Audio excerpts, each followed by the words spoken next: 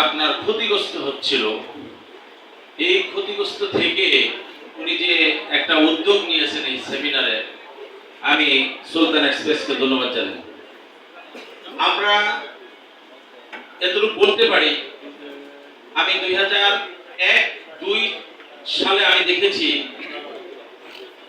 তখন বাংলাদেশের বাহিরের আইটেমগুলা, বিশেষ করে নারীদের যে ভ্যানিটি ব্যাগটা ইউজ করত, জুতা পুরুষ এবং মহিলাদের, তারপরে আমাদের লেদারের যে বেল্ট, বিভিন্ন হ্যান্ড সাবির রিং, এই সমস্ত জিনিসগুলো, আমার হাতে যে এটা আছে এটাও লেদারের, কিন্তু এটা আমার বাংলাদেশের।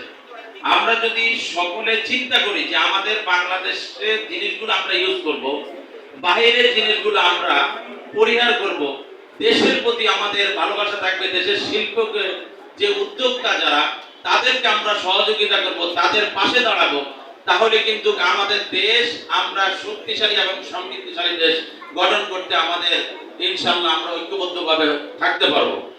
আপনারা ইতিমধ্যে জানতে পেরেছেন আমাদের দেশ থেকে আপনার প্রসেস করা চামড়া নিয়ে ভারত এবং আমাদের নেপাল, আমি দেখেছি তারা তাদের দেশে ফ্যাক্টরি, সেই মালে আবার আমাদের দেশে দ্বিগুণ এবং তিনগুণ দামে বিক্রি হয়। কিন্তু দেখা গেছে আমার দেশের যদি দেখে যে বাংলাদেশের জিনিস, তাহলে সেটা একটু কম টানে।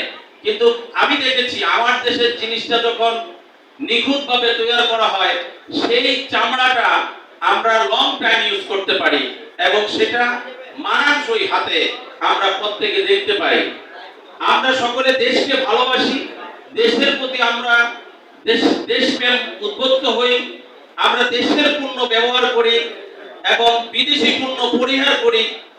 আগামীতে আমরা রাষ্ট্র ক্ষমতায় আমাদের 20 দলীয় জোট সহ একটা স্বাধীন গণতান্ত্রিক রাষ্ট্র প্রতিষ্ঠার জন্য আমরা যেভাবে আন্দোলন সংগ্রাম করে একটা স্বৈরাচার সরকারকে বিদায় করার পরে আগামী ইনশাআল্লাহ এই চামড়া শিল্পের জন্য আমরা সরকারের কাছে দাবি জানাবো যেন চামড়া শিল্পকে সর্বাত্মক সহযোগিতা করা হয়, অর্থনৈতিক দিক দিয়ে ব্যাংকিং সাপোর্ট এবং পলিটিক্যালি আমরা যে সমস্ত রাজনৈতিক দলগুলো আছে প্রত্যেকটা দলকে বলবো, আগে নিজের দেশকে স্বাবলম্বী করতে হলে, নিজের দেশে কর্মসংস্থানের ব্যবস্থা করতে হলে চামড়া শিল্প কলকারখানা এবং প্রতিটা ঘরে ঘরে একজন করে উদ্যোক্তা আমাদের তৈরি করতে হবে।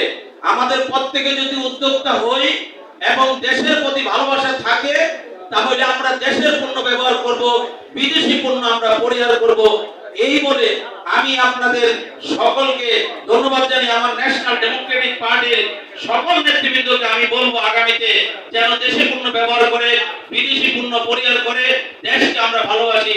আল্লাহ হাফেজ। আসসালামু আলাইকুম ওয়া রাহমাতুল্লাহ।